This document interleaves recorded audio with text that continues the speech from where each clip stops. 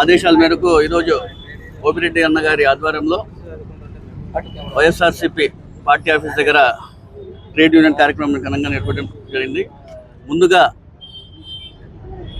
May Day అంటేనే కార్మికులు గుర్తుకొస్తారు. ఏ విధమైతే ఈరోజు మనం వైఎస్ఆర్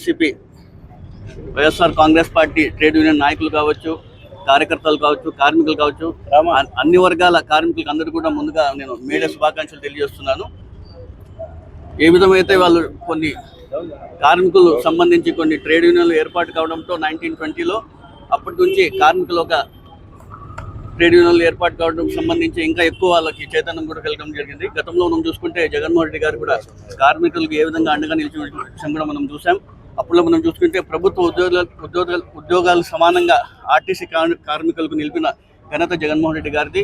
అదేవిధంగా మున్సిపల్ కార్మికులు కూడా వేతనం చాలడం లేదని చెప్పేసి 18,500కు పెంచిన ఘనత కూడా జగన్మోహన్ రెడ్డి గారిది. జగన్మోహన్ రెడ్డి గారు కార్మికుల పక్షపాతిగా వారి కుటుంబంలో అందరూ బాగుండాలా, వాళ్ళందరూ కూడా అభివృద్ధి చెందాలా, సంక్షేమం ఉండాలని చెప్పి ప్రతి ఒక్కసారి కూడా ముందుకు తీసుకున్న ఘనత కూడా జగన్మోహన్ రెడ్డి గారిది. అదేవిధంగా వైఎస్ఆర్ కాంగ్రెస్ పార్టీలోనే శ్రామిక అనే పేరు కూడా ఉంది.